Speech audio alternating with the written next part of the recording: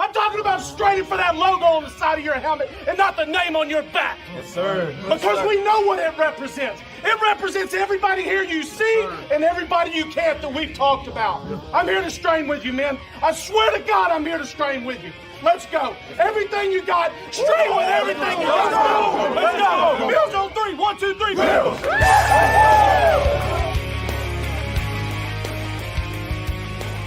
You're listening to the Off Tackle with John Fina show with your host, Joe Miller.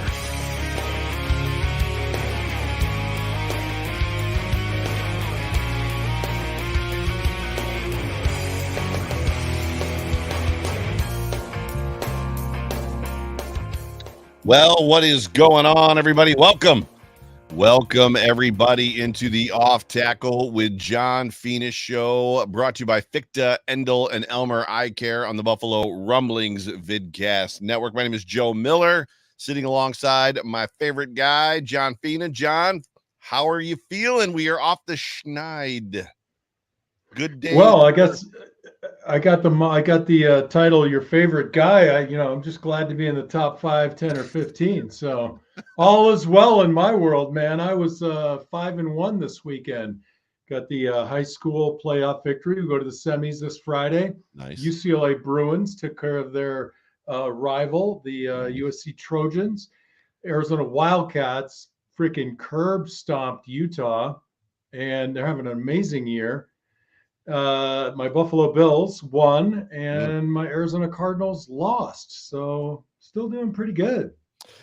It seems as though when things are going good, they're going good, and when things are going bad, they're going bad. Like it seems like that, like when the Bills are playing bad, it's like things like all that ancillary stuff for you doesn't go well. When the Bills play well, or all the ancillary stuff goes well, and then the Bills play well. Is there a correlation of sorts in the Fina household there?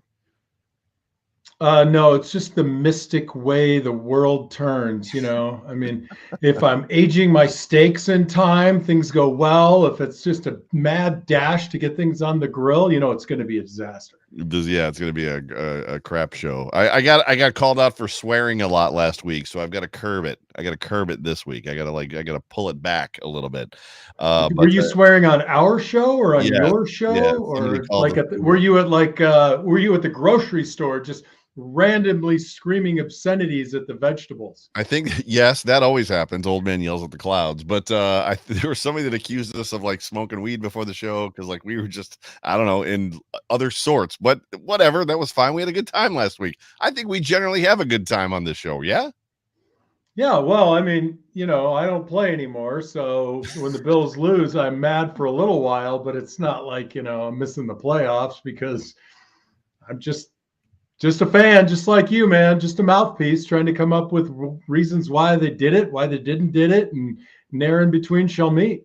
Well, the good news is we've got a lot of did-its to talk about for this episode. But welcome to everybody for joining into the Off Tackle with John Fina show. We're going to hear a quick word from our sponsor, Ficta, Endel, and Elmer Eye Care, and let's select this one. It's time to say goodbye to the blur and hello to clear vision.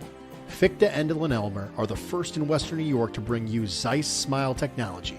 Along with our highly experienced surgeons, we promise an effortless journey to better vision.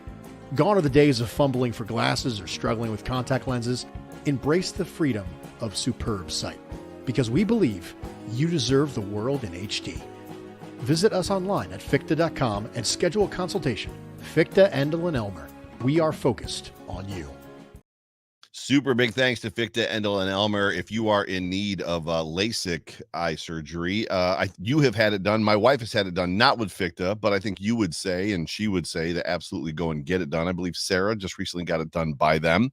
I think there's a bunch of people that have gotten it. But yes, super thankful, super grateful for their sponsorship of our show. And apparently we have lost John Fina. I don't know where he went, but he is no longer in the program. But thankful for their support of our show. But also thankful for everybody that is jumping into the comment section, joining our show live. Here, do me a favor, please subscribe. Whatever platform you are consuming this vidcast or this podcast on, jump on that like button. If you're on YouTube with us right now, that's the big giant thumbs up button. go ahead and grab that. If you are listening to it in podcast form, please please subscribe. If you want to, you could potentially even leave like a little comment or a review of the show. Talk about how much you enjoy John's commentary and John's kind of outlook on the games. But it is super good to have all of you. There's a whole bunch of people up in here. Let me see. Oh, Dan Freddy is in the show. Woo, bye, Fina. Miss Mimi Fina. Joe, it's my time to shine. Let me in. I'll send you an invite. I don't have a problem with that at all. Well, let me see. How can I get? Well, I don't think I can do it from here. Otherwise, I would. Tracy Fictor's in the house. So good to see you. Daniel Gowers is in the house. Sarah is in the house, like I said, and John Fina is officially back with us. John, did you pay your cable bill? Wait, they send a bill? Your daughter, by the way, is like she's very much jonesing to get on this show. So one of these days, I'm just going to send her the link and surprise you, and you're going to be like, Mimi is with us. I'm good with that. I figured. I'm good with that. She wants an episode of, I think, either us and her and McKenna or just her and McKenna. But we'll have to see if we can make something like that happen sometime. But don't you just send an invite and it happens? Yeah, something like that. Oh, okay. But I don't know what we have to do. Our guy Mark is in the room. Richard Rush is in the room. Pops Mafia. I was just saying hello to everybody. One person did have a question. Daniel says that he heard me swearing about the Hail Mary play at the end of the game. You know what? Let's not start there. Let's start by saying hello to my buddy Danny Kwan. What's up, Danny? That works. Hey, next year, Danny, we got to catch another game together, man. There was somebody that asked the question if you had ever seen a fight in the Buffalo Bills tunnel. Right there. Pops Mafia. Did Fina ever see a fight in the tunnel after a game? And I guess if so, maybe more than one. And don't tell us all of them, but was there one that was like, whoa, it went down? No, nothing that drastic, but there were definitely words exchanged and some, people fronting each other up. But never anything toward fisticuffs, but kind of a little bit of a mob push, like when little kids play soccer, it's just like a cloud of dust moving around. Yes, I know exactly. That's all this was as well. There was no. I gotta tell you, at the end of a game, I'm so tired I can't even lift my arms. Like if I'm not gonna start a fight because I couldn't defend myself. I just want to go collapse in front of my locker and sit on my stool and wait for Woody to help come peel my pads off. Yeah, it was no. I think it was Jordan Phillips. They asked him about it. I think it was Jordan Phillips, and he was like, he basically said they weren't fighting too much during the game. It's funny that they wanted to fight after the game or something like that. There was some comments made, which was great. But so why don't we get this show started? We've done the sponsorship, we've done the intros. I've welcomed everybody. You are back with us now. So why don't we just go ahead and kind of get right into this whole thing, which just your overarching thoughts of this football game. Well, my expectations were a victory, right? I had no doubt that after losing in week one and just the horrible fashion that we did, that this would be more than just a revenge game to beat the Jets, but a game just to get back on track. I wasn't curious so much and worried about the new coordinator because I feel like, between the leadership on the offense and the coaching staff, that they would be prepared. So, my expectations were a victory. My thoughts on the game, I could go on and on. There were myriad things to choose from that just looked outstanding. There are really only a couple points that, did not make me happy, but were correctable and, against a different team might matter. I loved the energy. And to me, there was an energy in this game, even watching it after the fact on the, basically the All 22 NFL broadcast that I have access to and you do not. Jerk. Why are you bringing the pregame stuff into the game? Like, stop bringing the pre-show stuff into the show. Like, so by and large, I was really pleased. And nothing replaces real energy. You try to fabricate it sometimes when you're trying to turn things around. But from the beginning of that game, Reggie Gilliam setting the tone, those moments can die. And then with the kind of the unfortunate drive that followed that, there's a real chance that we could just kind of fall back into the, same old. But there were just so many other great things to hold on to. The energy was fantastic. Yeah, How about you, Joe? there was a lot. So it was interesting to me that I didn't have a lot of doubt going into this football game either. As much as the Jets are our division, any division game kind of gives you a little bit of the willies, right? The chills up the spine, as far as you just never know what you're going to get because the teams know each other so well, they play each other so often, blah blah blah. They know each other's tendencies. But the Jets are just that one team for some reason that always just seem to play Josh Allen well, right? The last several years. And Saleh, we talked about it, I think, a little bit going into the game, and Saleh talked about it as much after the game. He said, Josh didn't get impatient. He didn't get pushed into hero ball. The Josh that we're used to seeing didn't show up tonight. And the Bills put 32 points on him and actually scored some touchdowns. But I was confident that this team was going to be able to beat them. Now, I thought it was going to be a low scoring game. I didn't for one second think that it was going to be 32-6, and actually probably wasn't that close if you think about just kind of how the game played out. But overall, I had a lot of friends tell me that they were like, there's no way the Bills win this game. Like, I had people like, there's no way the Bills win. They're going to get crushed in this football game. And I'm like, what? They're like, oh, new play caller. Dorsey's the scapegoat. This isn't going to fix anything. There's just a lot of people that were very negative about the football game, which surprised me. So I wasn't overly surprised necessarily by what we saw on the football field. I liked the energy. There were times it dipped. We'll talk about that a little bit, just because I have questions for you. But I liked the person. You couldn't see it on the broadcast because I watched the game back today. But right around middle of the first quarter, maybe beginning of the second quarter, I began to notice, like, it became overwhelmingly obvious, the personnel and package changes on the offense. Like, they were every play, guys coming in and off. Every single play, guys coming on and off, coming on and off. There was a couple packages I saw where Gabe Davis and Steph were off the field completely, and the wide receivers were Sherfield and Deontay Hardy or Shakir. They ran out of that formation every single time, which is probably not something you want to do going forward, because if I'm picking up on it in the stands, it's like surely a coach somewhere is like, this is a run play, everybody. See, I'm exactly the opposite. I'm thinking perfect opportunity, play action. We put guys on the field. All we did was run last week. And now the way our three running backs are running the ball, right? I'm thinking run, boom, quick fake. You hope. The fade. You hope. However, the one play that we all wanted to see go away was that delayed inside handoff off the shotgun. And we saw it again for about 4 plays in this football game, and it didn't really do anything. And they've never done anything off of it. They've never used that play to do something else. So you want to say something? So go ahead. We use that in play action all the time. Not play action.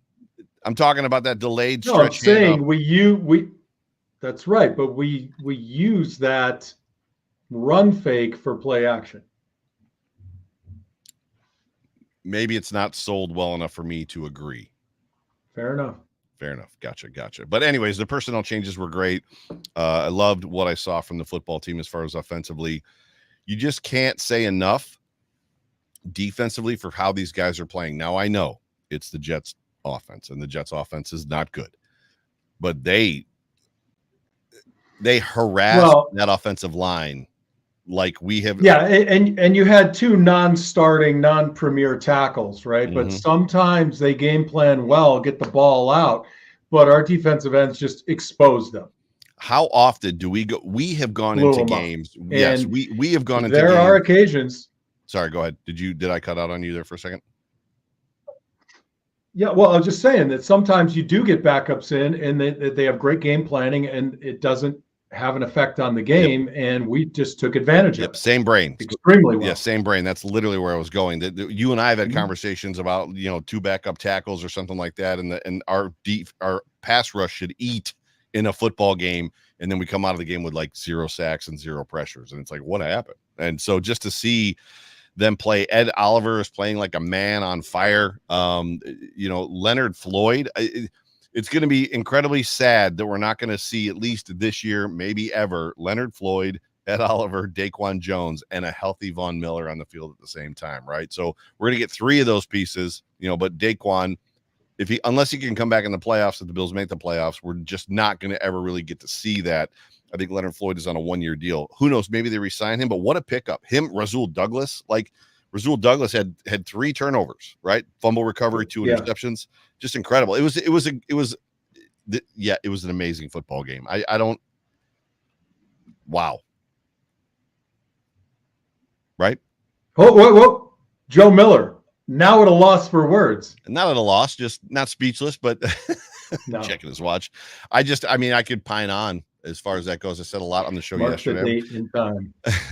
I've got a couple things that were not so great, which we'll talk about in the needs work section for me. But yeah, I mean, overall, this football game was freaking fantastic. One thing I forgot to mention at the top of the show, if you've got a question, comment, or concern for John and you'd like to get his attention, please throw us a super chat. We'll make sure that gets read here on the show. But let's transition over to the good, because I think for the first time in weeks, we're going to get to sit here for a minute. Mm-hmm. So I'm going to let you go first with the good. All right, I'm going to start with a couple of things that sort of might have maybe a little obscurity here. Number one, I don't know if you noticed, but we played a couple of snaps in regular defense with all three linebackers on the field. Mm-hmm. But I will say this, Bernard and Williams are bringing energy at the second level. Those guys are flying around. Yeah. And I think that takes pressure off the front four to know that those guys can pursue and make tackles. They can fill really well the B gaps, and they're doing a tremendous job of that. To me, that's where my eyes were focused.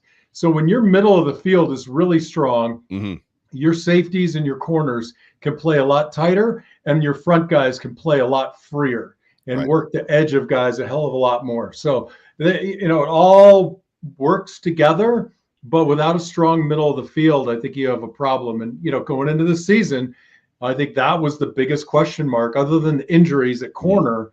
What are we doing for linebackers? Holy cow. And those two guys in particular, Williams and Bernard, just look phenomenal. Yeah. Outstanding. Yeah. A little bit more obvious, what we've been saying, or at least I have for a long time, we have to find a way to expose the middle of the field against the defenses we play. And I've been saying it forever. We wait too long to develop guys. James Cook could have been at this point last year if we had really trusted and pushed him. Dalton Kincaid should have been a bigger part of the offense from day one. Early, yeah. Shakir, he really kind of, to me, feels like just a linchpin in the middle of the field, the crossing routes. And then the last thing I'm going to say is I really felt the difference between Dorsey and Joe Miller as O-coordinator. You get what I'm going with that, Joe Miller? Yeah. You're not the first or the second. I know. Your cousin calling the plays. I just thought the situational play calling was very smart.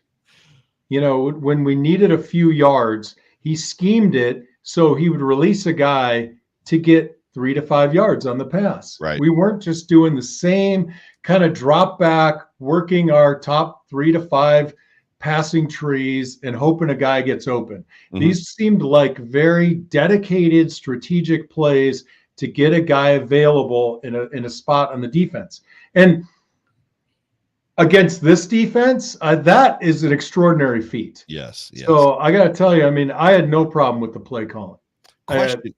Question for you in regards to the play calling. So Dan Orlovsky, Kurt Warner, I don't even know who. There's been many former players, as well as analysts who came out while Dorsey was still here, and that's what it was. Sorry, I'm taking notes, just so I don't forget what I want to ask you. A lot of them have come out and just talked about one of the things that Dan Orlovsky said was, you're familiar with Dan Orlovsky, I'm sure, right? Former, I think he was a backup quarterback for the Lions, whatever. Now he's on ESPN. That the Bills offense under Ken Dorsey would motion a lot of times just for the sake of motioning for no reason. That the offense was very simplistic, which kind of put the Bills at a disadvantage because defenses knew the routes that were going to be run, could key in on guys, knew where the football was going to go, which obviously leads to turnovers. Josh Allen clearly didn't help that at times when he would lock in on a receiver where the ball was supposed to go, the football was supposed to go. There was an aspect of at times we saw Josh Allen kind of taking what the defense would give him, and then other times he wouldn't. There was a lot of, I don't want to say confusion. We've heard also people talk about like the offense was predicated, again, all under Dorsey, on perfectionism. It was simplistic, but if everybody executed perfectly, it would be very good. And so we saw short windows at times when like the Dolphins game, when the Bills did just that. They actually offensively played well. Now, in this football game, there was also a lot of motions. However, I guess my questions are going to come this way. What is the difference between an intentional motion, a motion with reason, which Brady said in his press conference today as well? We wanted to make sure that if we're going to motion, there's a reason that we're motioning, right? It's telling us something, whether it's the quarterback, whether it's the lineman or the wide receiver, it's giving us information versus the way that Dorsey was motioning. Simplistic. So Dorsey's game was called simplistic. Meanwhile, Tony Romo on the broadcast said that they really simplified the offense for Josh Allen to like get the ball out, know where the ball was going and look comfortable. So then that confused me a little bit as a fan, right? Because those are very simple words. And then just the easy button throws, which were mostly Kincaid throws. Kincaid is very much falling into that role of Josh Allen needs to know where you're going to be. And Kincaid is like, I'm going to be where you want me to be, much like Cole Beasley used to be. And Josh is beginning to trust that. Or in one game, it seemed like it's like, okay, we could work with this. So I think there was two questions in there: motions, simple, and then obviously the comment about easy button. But yeah, a lot to unpack. Right now, the thing that I think a lot of people don't recognize is there's really three areas of the field. Right, there's the red zone, say 25 going in. There's the opposite end of the field when you're coming out, and in the middle of the field. Mm-hmm. And then this is where the analytics take place. Right, mm-hmm. So you are going to look at what does the defense do in a variety of down and distances in the red zone, in the middle of the field, and coming out.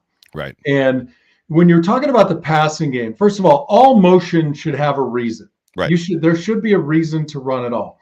And it's typically you're trying to figure out if they're going to disguise coverage, mm-hmm. right? You're trying to figure out if it's man-to-man. So they're either disguising the shell or you're trying to figure out if it's man-to-man.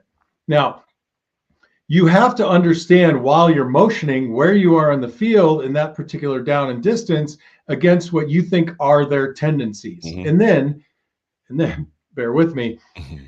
the information has to be delivered to Josh and the receiver and tight end core to say, all right, if we run this motion on the 45-yard line going out against two high safeties, but there could be a disguise, when we look for this adjustment, whether they rotate or they follow, it's going to tell us whether it's going to be, thirds or man-to-man, right? Right.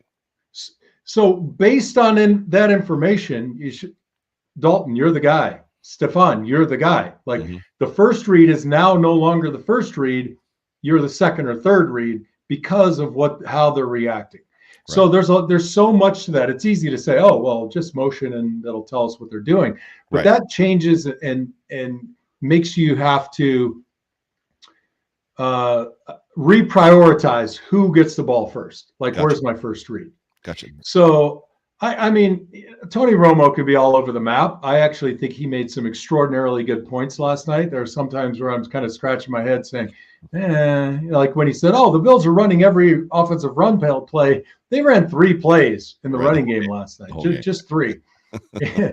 But you're filling air. You got a defense that's confused. So you're going to say whatever you want. Right. I think the most important thing is when you're running a motion in the middle of the field, the people upstairs have to be quick enough and smart enough to say, this is the change they made to the motion. So if that play isn't successful this time, where could it have been? What could we do better? And I just felt like they did a terrific job, and it had to be a terrific job because the Jets defense is badass, right? Yes. They do not suck. At all. There is no suck. And what we did to them last night really made them look kind of middle of the pack. Yes, for sure. So if you shouldn't motion just to motion. Well, so I love your explanation, and I tracked with you because that's kind of what I've learned a lot from you and obviously Jerry and just the stuff that I watch as I study. But what was Dorsey doing in his motions where Dan Orlovsky is like they're just motioning to motion and they're not using it for any reason? I mean, does that stick out to you when you hear that? Yeah, I mean, I don't know. That'd be kind of a hard thing to say as a blanket statement unless you've really watched every offensive play with motion that the Bills have run. Mm. You know, it's Is it a situation where somebody motions and you're not using the information it's giving you, where somebody just goes in motion and it doesn't dictate what happens next? I'm going to say this at the risk of not necessarily calling out some of your analytical players in the industry. Sure. When you have a change of an offensive coordinator being relieved of his duties Yes. and a new guy coming in and they do well, then you are going to start looking for ways to praise the new guy. Fair. Had it gone the other way, Yes. you could get all variety. It'd be a shotgun spray, right? Yes, The comments would be everywhere. Now, so Right. next question was simplistic offense versus simple offense, giving him simple plays. I know there's a difference. You can have a simple play that's somewhat complex, I would imagine, a simple throw, an easy throw, versus very simplistic scheme, very predetermined and predictable, correct? Yeah, I mean, look, there's nothing simple about this game. I think the simple thing is to really get with your guys that are crossing the field, whether it's Dalton Kincaid or Shakir, and just talk to them about where to stop. Right. You know, there were a couple of plays I watched, especially Dalton Kincaid in the first half, where he made it about 13 yards and he settled and moved to his right, just the way we see Diggs do all the time. Right. Just such a great, kind of football knowledge, right? The understanding of the game, just fitting in where the open space is, sitting down and being a nice big target. But, and this point was brought up, and I feel kind of stupid because I should have tweeted it, because when I saw it, now it just sounds like I'm repeating what other people said. But we're doing a really nice job outlet passing to our running backs in a very smart way, in a patient way. But the overall thing that you could take away from this game is the Jets have probably one of the best front sixes on defense that we're going to see. Mm-hmm. And we ran 3 running plays. Mm-hmm. Okay. We ran zone right or left, and we either pulled a tight end across the formation or the tackle across the formation. On zone, we ran basic zone, and then we ran a block down, pull the tackle on zone. Right. Beyond that, everything was very simple. Right. What you had was just a bunch of guys who were a little bit tired of being told they weren't good enough, weren't playing well enough, and just decided that they need to set the level of play a little bit better amongst themselves. Yeah. Now, go ahead. Sorry. I'll say the only player on the offensive line who I thought had just an okay game was Torrance. And it was just 2 pass plays where he just, when you're young and you don't know any better, you throw your hands out all the time. It's automatic. And then you start thinking a little bit more and you start going into bear hugging. Right. And there were 2 plays where Torrance just let the guy, as a guard, it's a fight in a phone booth. You have to get long, and you got to get long right now. Right. And he waited a little bit, and you can't do it with those D tackles. Those guys are real men. But beyond that, they looked really good. I watched Dawkins a couple times get a really good strike in, and that was something that you have been somewhat critical of him in the past, that his strike isn't always maybe as, I don't know if the word is aggressive, as abrupt, or maybe as violent as it should be. But there was a couple times. There was one specifically after play where he had gotten beaten, and the very next play, like he made it. He was very intentional about striking the shoulder. Like his arm went out and he banged the guy, and you saw his shoulder rip back. Like, so I don't know if you caught some of that or how you felt about that. Well, I'm always looking for that. I mean, that's, McGovern has had a great game. He's having a good season. And those are the types of things on the interior that you really have to do. Dawkins doesn't always do it, because even though you might not look at the guy and think he's a great athlete, but in his sets are, Jerry and I talk about it all the time. I tell Bruno, like, you watch Dawkins, just don't look at his feet. Right. But he gets away with it because his feet are so quick. And his recovery is so fantastic, and he stays square for so long that he can do a little bit more of this. I don't love it, but he does it well. But when he strikes, he's a big dude, and it works. He seems to be the only tackle that lines up the way he does. Every other tackle, and we've talked about it, almost lines up illegal nowadays past the belt loop of the center, but he is sometimes right in line with the shoulders of the center. He's the only tackle in the league that I see do it, that crowds the line of scrimmage, which is wild, which just speaks to just the quickness and the kind of the quick twitch of his feet and how fast he can get him going, even though you don't want to watch him, as you said, right? Well, the trick is if you know, and I may have done it a few times, reluctantly, but if your feet are like that, the important thing is at the strike point that you have them where you want them, and he's able to do it every time, which, I more think power to him. Yeah, exactly. More power to him. So as much as you feel that maybe it was a situation where the players are like, look, we're tired of being dog walked, right, and being called out on the way that we're executing, so we're going to execute the same plays, maybe just a little bit better. There were plays that we saw that were different that Dorsey had not called. Both touchdown plays to the running backs were plays that we had not seen ever called in this offense. I've never seen that those little mini rolls, mini rolls. Even the short motion to Cook where he came back and Tony Romo talked about it, which number 0, I can't remember who that was, like actually went with him, showing man. And then Romo said that he's supposed to come all the way across, which means that Cook is at an advantage. However, he gave up on his route. Either he's supposed to come all the way across or they're supposed to hand him off. It's got to be an exchange. Which they did not do. But we have not seen that play or the one to Ty Johnson where Josh basically just followed the running back out and he flipped it to him and it just took off on that complete misdirection jet sweep going in the opposite misdirection. I guess maybe we haven't seen a lot of misdirection from this offense. And just so you know, both of those plays are designed to get 4 yards. Right. They're not designed to go to the house. Well, from the 5, that's okay. That's right. That's right. That's what you want. But that's the point. It's like, we're lining up over here. We've had some tendencies in the past. We have a new offensive coordinator, and you throw a few wrinkles in. Now, next week, the Eagles are going to be like, oh, well, they've added this. How are we going to defend that? Right. But then, if you're creative enough, if you are willing to break your own tendencies, first you have to identify your own tendencies, and then you have to be willing to break them and have the confidence that you can go. And this is another thing. We draft James Cook because he can catch the ball out of the backfield. Yes. Why haven't we designed plays for him to do just that? Right? Ty Johnson, wow. Yeah. Okay. Let's use those guys like receivers. Yeah. And when we do that, you're adding another you're adding another layer, not in the idea of like, oh, we got layers, but you're adding a layer at depth, midfield, and then right outside the line of scrimmage with quality guys, great athletes in space who can put stress on the second level.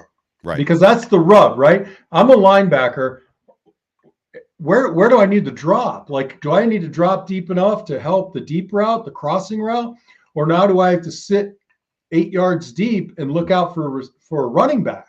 Right. And then when you do that, boom, Shakir's open. Boom, Kincaid's open. Right. Stephon Diggs on an 18-yard in. He's open now. Right. Right. So that you have to hit the different levels of the defense, and that keeps everybody honest. Yeah, it was fantastic. There wasn't much about this game, from a good standpoint. Even when you're talking about switching to the other side of the field, the defensive side of the field, you gotta love the move that Brandon Beane made for Rasul Douglas, and I know we talked about him at the top, but at the very same time, it's like, and I know what the answer is. I know, so I'm gonna give you the answer after I make this statement, or after I ask this question, this rhetorical question. What do you do when Trey White comes back and you've got Trey White, legitimate first CB1? You got Rasul Douglas, who is potentially a CB1, and then you've got Christian Benford, who's a 6th-round draft pick, who is a starting corner for your team. Well, the answer is Christian Benford is a 3rd-year player. You put him on the bench and he rides the pine until something gets figured out. But it's just, to me, it's like, what a luxury of assets. Meanwhile, players get hurt, right? I mean, guys end up having. Well, I didn't want to bring that up, but dear God, like, right. Can we just get through a game with our secondary on its feet? Can't we just do that? Right. I mean, especially when both of your nickel corners, or your nickel corner and your backup safety, who also plays nickel corner, and Taylor Rapp, get hurt on the same play. It's like, we got a bingo at this point. I mean, we had great play from a lot of guys, right, in the secondary. And 39, Cam Lewis. Cam Lewis came in, made a great University play. at Buffalo, Cam Lewis. Yes. Yeah. Yeah. Look, there's just a variety of things you could do. It strengthens your nickel. It strengthens your dime. You have a lot more options to go with. And those guys, you know, they don't have to be on the field and sit back in coverage. If you're in a dime look, the way our defensive line is playing right now, you can bring guys off the edge and roll the coverage the other way. There is nothing nastier than seeing a corner come off the edge and blow up a quarterback and separate him from the ball. Yeah. Now I'm all for that when it's our guys doing it to their guys. So you get guys that are hungry, that want to keep competing, and a guy like Benford and Rasul, who's that pickup is just extraordinary, right? For a guy that comes in for what we paid, yes. For what we paid, yeah. And you know, he's got this feeling like, hey, I'm here just to make it up as I go along. I can take that chance and just throw it out there and go nuts. And I think he feels like he has that kind of latitude, which I think is so cool. Yeah, Tracy Fichter just sent in a super chat. Tracy, throw in your question in the next comment, and I'll get your question up. Before I do that, though, there's a lot of conversation right now in the comment section about Leonard Fournette. And now I don't know how much you know or don't know about Leonard Fournette. Leonard Fournette is a first-round draft pick of the Tampa Bay Buccaneers. Has the Super Bowl ring with Tom Brady. The Bills picked him up, put him on the practice squad, and everybody's like, my God, we got to see Leonard Fournette. Listen, Leonard Fournette was 28 years old with a Super Bowl ring as a former first-round draft pick and was out of work for a reason. So I would probably caution everybody at this point that more than likely you're with Ty Johnson playing the way that we watched him play in this game. Like, we're not going to see Leonard Fournette called up this week. Ty Johnson's going to get another probably go at it. Not to mention Damian Harris at some point. I think he's eligible to come to start practicing this week. Coach was not asked about him, I don't think. So I don't know where he is in his rehab from his neck injury, but you know, you've got that guy coming back. Pass catching ability, Leonard Fournette is probably an upgrade over some guys on this football team. Maybe not, because Latavius Murray, James Cook, and Ty Johnson showed he could catch the football yesterday as well. Maybe not. I don't know that Fournette finds the field ever, unless there's another injury, which, for goodness sakes, we don't want to necessarily see it. So Tracy Fichter says, wait. Tracy Fichter says she was testing the super chats. Well, thank you. She needs to test my Wi-Fi connection. It's like I keep looking at it like, oh my God, we're gonna go dark again. Finally, a show everybody loves that ends 24 minutes early. Look, I'm sorry. I can't dive into that. To me, it's a non-versation. You got three guys playing at a high level. Very high. You got a guy who's coming back from injury. I think what's more interesting is I see people making fun of Von Miller, you know, going upfield deep. I can't tell you the number. I don't have enough digits on my body to count the number of times that Cornelius Bennett and Bruce Smith, you know, got pushed 14 yards deep. But huge game-breaking plays. And in this format, when I can take my time and go back and watch, and I replay a play, there were things that Von Miller did that make me believe he's closer to being an impact player. He's trusting his body a little bit more. He was doing some dipping and some change of direction things that make me think, you know what? If we get this playoff push going, he's getting closer and closer. And you have to do that. You just don't achieve that in practice. Right. So that's why Von Miller's on the field. And when you're up by, 30 points or 26 points against the Jets, yes, you put the $110 million guy in the game and you start getting him ready. And he starts practicing all the leverage stuff that made him the future Hall of Famer that he is. And let's see if we can get that dollar value. And don't come at me like the guy is a waste and he's on the bench and he should be cut. We got him here because he's a freaking legend, right? And he happened to have an injury. Like, he didn't choose. He didn't raise his hand like, hey, who wants an ACL injury? And he's like, woohoo, that's me, dude. I definitely want to go down with that. No, that didn't happen. Rehab sucks. Injuries blow. That's hysterical. And not to mention he regardless of where he's at in his rehab. The fact of the matter is, when Von Miller's lined up across the line of scrimmage, he has not lost a step. He's injured, but he hasn't lost a step. So he's going to command attention. They're not going to be like, oh, that's just Von Miller, don't worry about him. So there's nothing but good that could potentially happen from coming from him being on the field. However, real quick, I was corrected. Fournette was in fact drafted by Jacksonville. However, it further strengthens my case. First round draft pick, 2 football teams. Yes, he has a Super Bowl ring, but he was on the street at 28. Dude is not. I don't think he ever plays it down as a Buffalo Bill. But that's a conversation. No, I don't agree with that. But I think, here's a guy who was no on the room for him. street, like you said. Well, hey, come on. He's not. We went out and got Rasul Douglas because we were like, we But were he was paper good. thin. Well, so now you're talking about if a bunch of guys I'm just go down. saying, you got a quality guy who's Guys, at a point in his career where he's like, holy crap, I'm 28 years old. My productivity went down. I'm doing something wrong. These Buffalo Bills are giving me a chance. If it's me, I'm in the gym. I'm making sure that I'm eating right. And when I get called, if I get called, I want to be the Leonard Fournette that I was when I was 23 or 24. Leonard That's Fournette what I'm wasn't saying. good at 23 or 24. Leonard Fournette was never a great running back. He was a good. He was basically a leveled up version of TJ Yeldon. Is all he ever was. You know what? If one guy goes down, that's not a bad option. Yes, in that case, you're 100%. That's right. all I'm saying. I have no wood around me to knock. I'm trying to basically keep the luck up and saying that if we have no injuries at running back going forward, Leonard Fournette never finds the field as a Buffalo Bill. He also doesn't play special teams, which is a problem. So, but that's I don't disagree with that. But I think if he gets called, he's going to be ready. Oh, he'll be ready. That's not the problem. I just don't think he's better than the 3 guys. Well, it was the problem. He was 28 years old and on the street. I don't think he's better than the 3 guys in front of him. So, no. Yeah, but I don't either. It's funny because people apparently in the comment section, at least 4 or 5 people love Leonard Fournette. They think he's the bee's knees, bro. You guys can hang with Mike. An expression I have never understood. Me either, but you guys can hang with Mike Shope, who literally battles every day on the radio about why Leonard Fournette isn't getting playing time and taking carries away from James Cook. Like I don't. The dude's 3rd in the league in rushing. He's averaging 5 yards a carry. He can catch the ball in the backfield, and you want to put him on the pine. It's like, what is happening? Do we even need to talk about James Cook right now? Because we're talking about the good. We're talking about the good. He is just doing some smooth ass shit.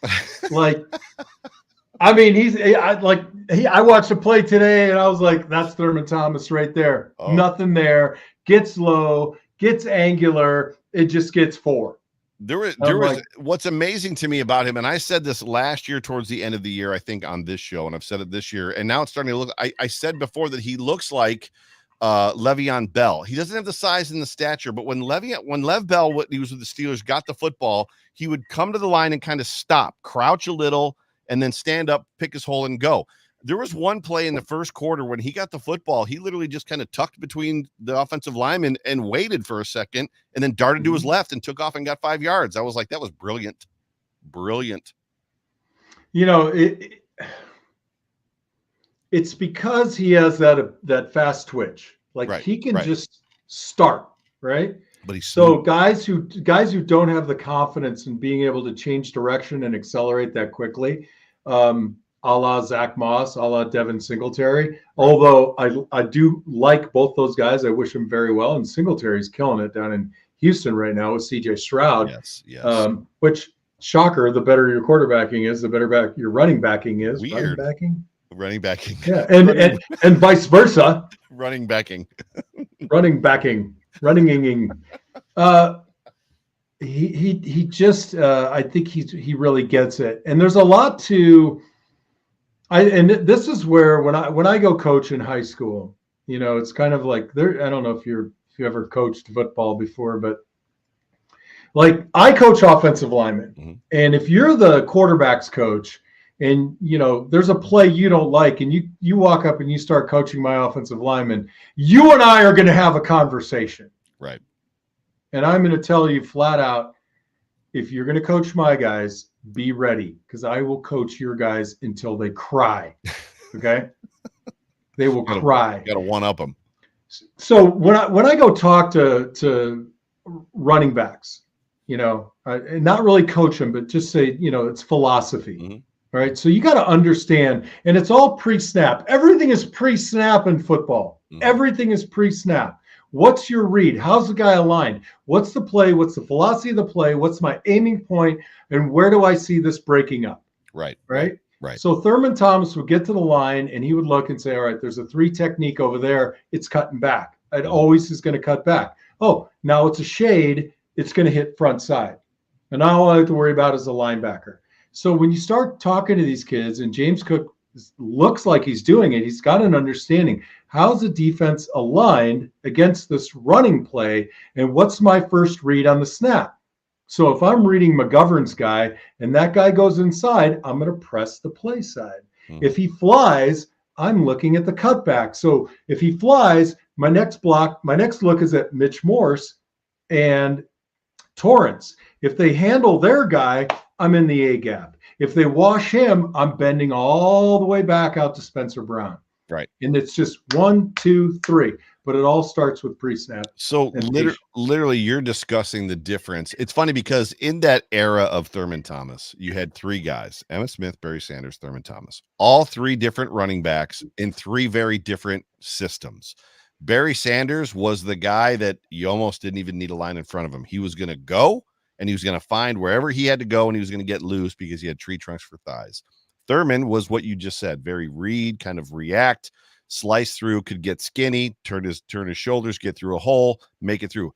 Emmitt Smith ran through holes in his offensive line where it was like, you just go. Like literally, you probably could have had 1,000 yards a season behind that offensive line. That was the greatest offensive line ever assembled in the NFL that Emmitt Smith ran behind, and he just ran forward. Like, go that way, Emmitt, really fast. Yeah. And Emmitt did, right? A great guy, though. I hosted him for a podcast for work. Yes, you did. Yeah. And it was awesome. I was like, it's just like Caleb Williams, the quarterback at USC, right? You want to hate your rival players, know. Right. And then I listened to an interview with the kid, and I'm like, I love this kid. I don't want to love this kid. I don't want to like him. I want to bury this guy. And then you hear him on the radio, and you're like, oh, it's such a sweet kid. You're like, dude. We are very late, so let's talk about the work in this game. We're having a lot of fun, which is great, but let's talk about the work in this game real quick. For me, I'll go first. There was a couple just small things for me. One of them, I'll point out, and I got accused on Twitter this morning of going on and on and on about the last series before halftime when the Buffalo Bills had zero energy. The air had left the stadium. I don't know what the hell was going on. There's 7 seconds left in the half. Josh Allen runs basically a called draw up the middle and gets tackled after 1 yard. Then there's 2 seconds left, and they throw a Hail Mary, and it's like, just kneel on the freaking football. You are owning this game up and down the field. Offense, defense, special teams a little bit concerning. However, you're owning this game. Just kneel on it and go in the locker room. What is happening, right? Like, it was a clown show, in my opinion. Yeah, no, I mean, every play before that was okay. You got enough time to try, but then when there just isn't enough time and there's too much field, yes, I agree. Kneel on it. And you know what? Look, I don't know if you've noticed, but like, I don't post anything anymore on X because I'm just so tired. I'm like, I read, I'm a lurker. I read stuff and I'm like, oh my God, everybody's got a take and everybody wants to have a radical take. You were right. And as much as I hate agreeing with the venerable and quality Joe Miller, I mean, you were right on that, but I don't want to go out and get dragged with you. I did get dragged quite a bit. What if they got a pass interference call? It's like they don't call pass interference on Hail Marys. It doesn't happen. No, but they call grounding when they throw the ball 40 yards downfield. Tony Dungy picking up that conversation is the most. I don't know if you've seen it, but Tony is like carrying that on. Like he picked up a play from this weekend that the same thing happened, and he like tagged the NFL officials and was like, "Is this a grounding penalty? Because it was 2 weeks ago." It's amazing. Yeah, I'll say this. So, and I think we're done with that. I mean, you're right, and anybody who thinks otherwise is not a serious person. And I am so serious. Love it. No, look, I'll tell you this. What I think the problem was that Reggie Gilliam gets a turnover on the kickoff, and we score a field goal, and then we drive, and we score a field goal. we need to get to the playoffs. And now I get it. You know, you could say new OC, this and that. But we can't have any more field goals early in the game. The best way to win this game is to go up by 14 and then let your defense loose. So right. Score touchdowns. Exactly. And look, I'm not saying this as a casual observer.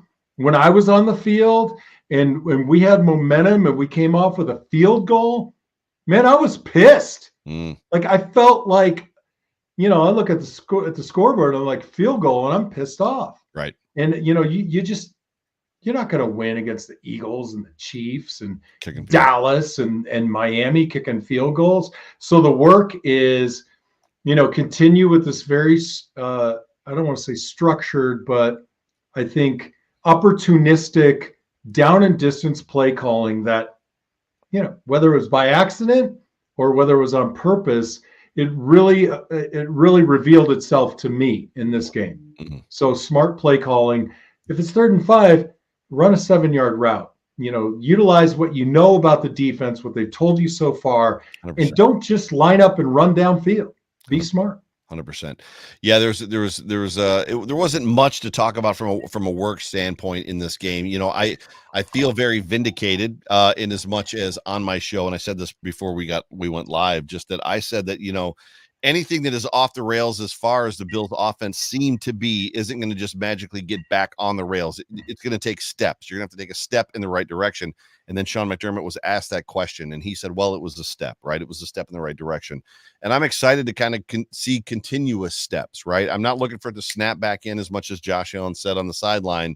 I feel like I'm back to my effing self, which you hope continues, right? I mean, if there's a time to catch fire and find yourself, now's the time. 6 games left, heading into the postseason. But special teams for me, even going back. Yeah, you keep saying special teams. Is it just the kicker? Because say the kicker if that's what it is. No, it's not just the kicker. It's kicker. I know Reggie Gilliam set the tone. However, there's some philosophical things going on, like kicking to the #1 kick returner in the league last week over and over and over again. There's just some things going on special teams, whether it's coverage issues. Sam Martin isn't playing well. He had that one game where he kept putting the ball inside the 5 like 4 or 5 times in a game, and then like basically is shanked the ball, not shanked it, but like they just haven't made good punts since then. There just seems to be, outside of Reed Ferguson, who is effectively Mr. Inevitable, like everything he does is going to be perfect, right? It just feels like they gave up obviously the fake punt last night. They weren't ready for it. Saron Neal turned his back, and then the gunner turned the corner and caught the football. Special teams is just, you know, last week as well, you know, special teams was kind of like where that maybe the guy that should have gotten fired, Coach Smiley versus, you know, whatever, Dorsey, but it's just not. It hasn't been. Well, look, it hasn't been great. Maybe they need a shaman. I don't know. I'll come in and talk to him.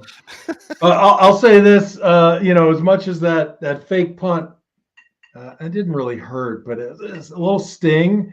I have a little bit of pride in that fake punt and the Jets special teams. I do. Yeah, the Jets special teams. You have pride in the Jets special teams. I do. What do you mean? Brant Boyer, University of Arizona linebacker, special teams coach, New Jersey Jets. Oh, okay. Interim head coach, Los Angeles Raiders, Antonio Pierce, University of Arizona football. Here we go. It's all about this. Stop name dropping, John Fina. Stop being that guy. Just proud of my alma mater. Just proud. All right. So with the last couple minutes of this football game, the Philadelphia Eagles are currently playing the Kansas City Chiefs on Monday Night Football right now as we're recording this podcast. It's 7-7.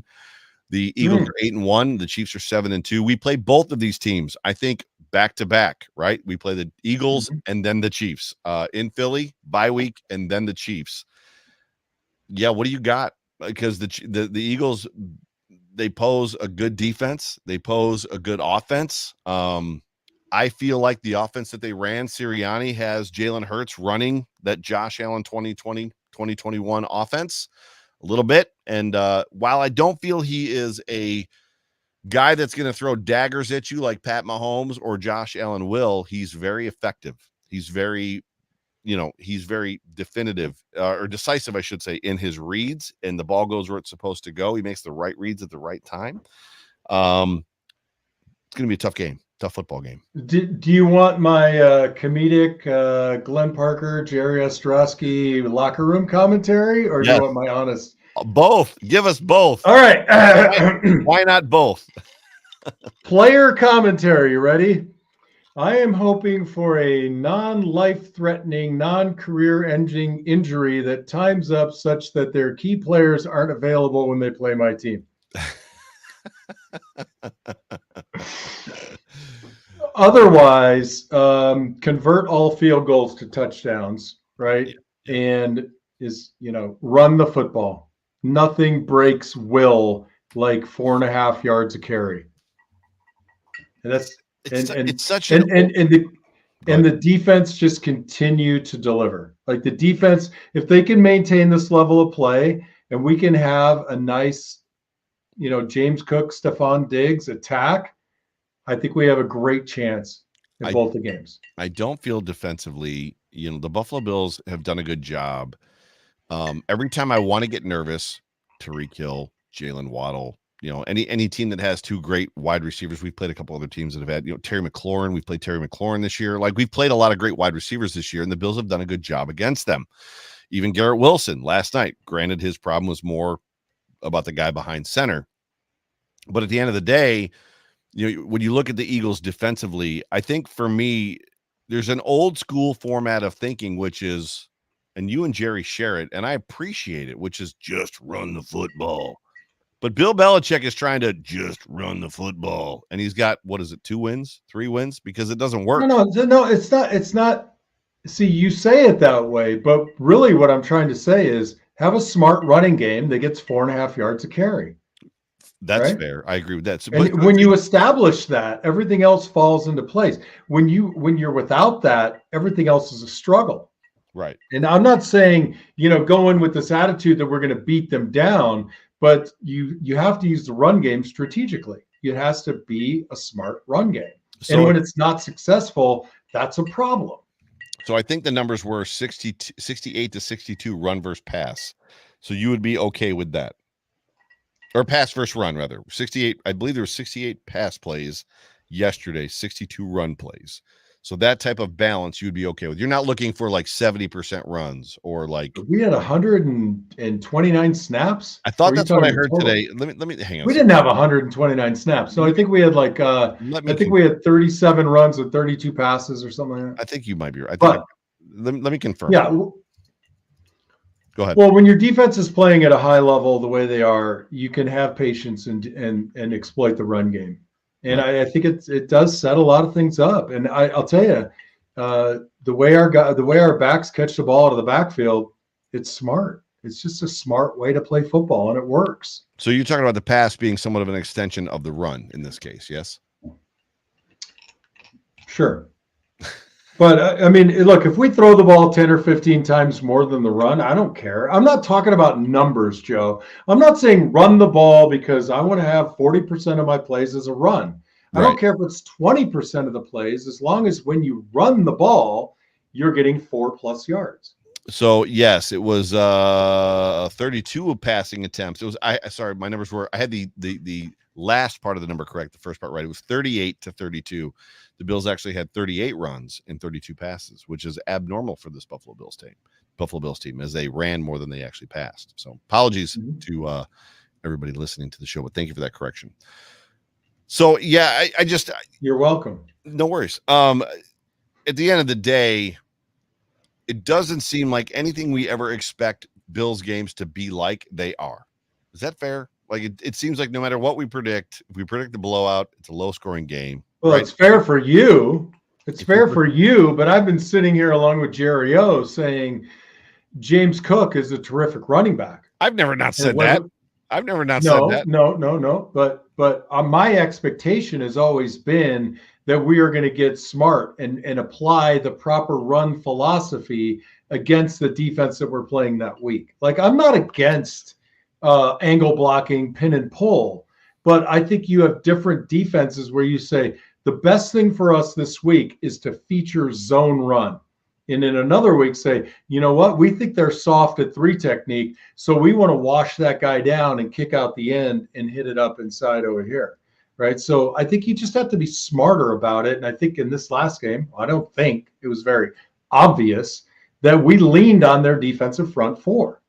And I mean, CJ Mosley, the Williamses, those guys they're monsters. CJ right? Mosley might be the most, as much as he's a well-known linebacker, he might be the most underrated linebacker in the NFL. That dude is good at playing. You say that, but I don't know who's out there rating him. I mean, but it's me. But we hear about the Bobby Wagners, and we hear about the Fred Warners, and we hear about there's guys we hear about, and nobody really ever mentions CJ Mosley, and I think it's because he's on the Jets. But that dude he's a playmaker. He's a difference maker on defense. But yes, he does all 3 facets of the game, and he does them all really well.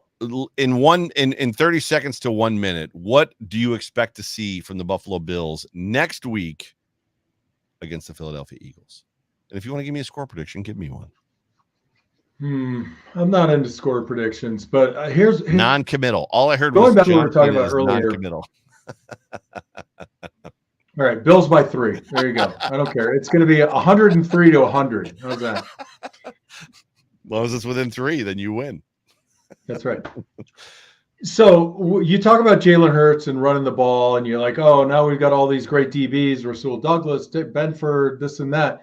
If you go to a dime package in a very clear passing down, do you want Dorian Williams or Terrell Bernard chasing Jalen Hurts, or do you want Christian Benford lurking in that mid-flat range, just eyeing the quarterback and looking at the dump route? That's not a bad solution.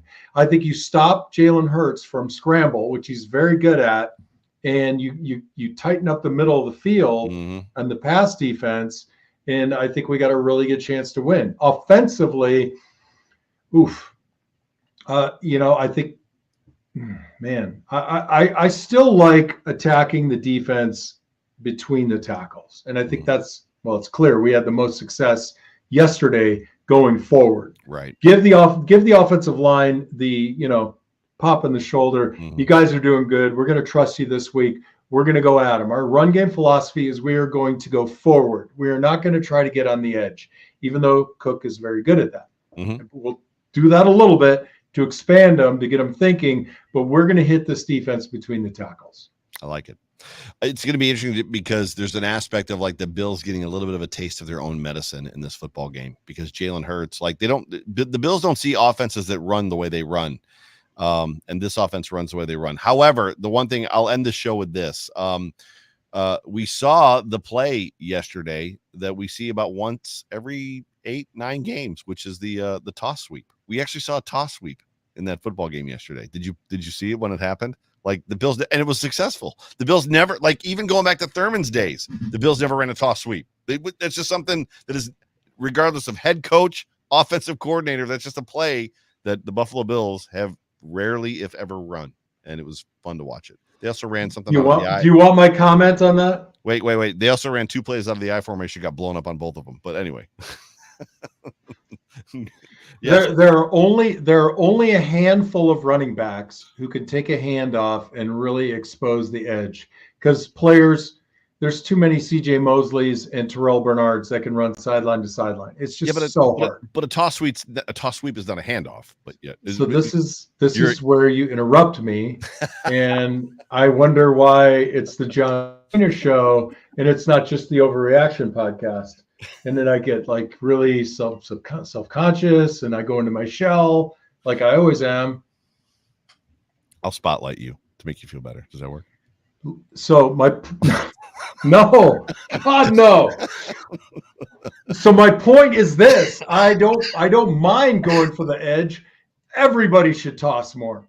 I would love to see James Cook receive the ball 4 yards wider than he would if he were handed the ball. Right. I agree. 100%. It's just fun to see it when it happens. I know you do because you cut me off and said the very same thing. Well, it was very much, if I'm not mistaken, an O.J. Simpson play. So I think that's why guys like my dad geek out about it when they see it, because when the Bills had O.J., 6'2", a monster among men, or a monster among boys back then that could like run like crazy, the Bills used to just toss the football out to him and he would like run for 2,000 yards in 14 games. But yeah, look, that play that Ty Johnson went across the formation and was wide open, took it in, right? Mm-hmm. Now, if you look at that same kind of play, you do the run action to the left and you stop and you spin out and you throw it. As long as the defensive end is eaten up by Spencer Brown or Deion Dawkins on the other side, then you run that college play they're running about 10 years ago. A little similar to what Flutie and I used to run, where he faked it and spun around and I'd go out and lead. Right. I mean, it's worth it to do every now and again, but a pitch or a toss to a guy like James Cook, getting him out in space where there's an opportunity for just one defender or two, I like those odds. I'll take those odds. Me too. Ladies and gentlemen, you have been tuned into the Off Tackle with John Fina show, brought to you by Ficta. I hope you didn't regret it. Endel and Elmer Eye Care on the Buffalo Rumblings Vidcast Network. So happy to have you guys with us on this Victory Monday, which you might be listening. Monday! You might be listening on Victory Tuesday, Victory Wednesday, or Happy Thanksgiving, Victory Thursday. We are appreciative of everybody who listens to and watches this show. Happy Thanksgiving to everybody, rather. John, any final comments before I get us out of here? Yeah, celebrate this win by going to Buffalo Rumblings and catching all the podcasts. Jerry O, Sarah Larson, Spence, everybody else who's out there, Fernando. Just revel in it. My God, it's been a rough season. So go into all the podcasts, have so much fun. Have a fantastic Thanksgiving. Overeat, don't overdrink. Enjoy your family, enjoy your loved ones. And I'll miss you in Buffalo this year, but my heart is with you guys. And let's beat the damn snowy egrets. Let's beat them. For me, Joe Miller, for John Fina, all Buffalo Rumblings. Go Bills! Go Bills!